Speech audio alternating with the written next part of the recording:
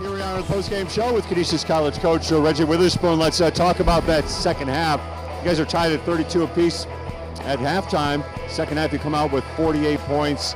What did you guys talk about? How did it play out differently for you in the second half? Well, first I want to, kind of give a shout out to everyone who's fighting cancer, all the cancer survivors, and all of those who are giving efforts to fight this disease of cancer. That's why we're wearing our sneakers, and so I want to say that first.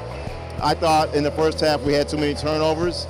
We talked about that at halftime, that we need to stay poised, and we still got work to do in that area to take care of the basketball better, and we have to trust that we'll get the shots we want if we do that. And we did a little bit better job of that. And when you take care of the basketball, it helps your defense because you get a chance to get your defense set. Having said that, I think our transition defense was a little bit better during stretches, even after we turned it over. And then we moved the ball in rhythm and we made some shots. Intensity is really hurting there. Sanks bounce past it. Faulkner! Wow! There's a lot of guys you could talk about tonight who had really good games. Molson was our player of the game. Isaiah Reese, of course, the do-it-all kind of a stat line. Malik Johnson also as well. But Dante St. Louis there, when your bigs got in foul trouble there, Jelani White goes out with 4, Scott Hitchens goes out with 3. He gave you some minutes defensively there that maybe we really haven't seen out of him, at least maybe not this year to this point.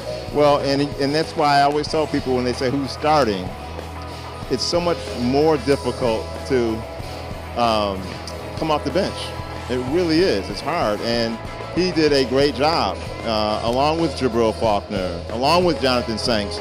You need those guys coming off the bench to be able to provide some stability when it gets a little rocky, and he did a good job for us.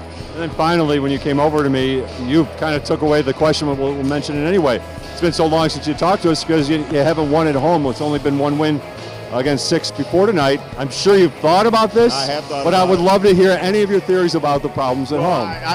First of all, I forgot it coming over here to talk to you because it's been a while. But I think sometimes when you're away from home, you're also away from distractions.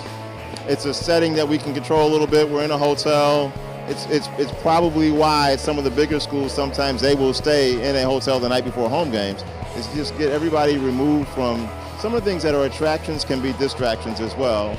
I don't know if that's it, but I do know that having our poise at home has been more challenging. You feel though like when you've been on the road, though, you've found the game that you want to play.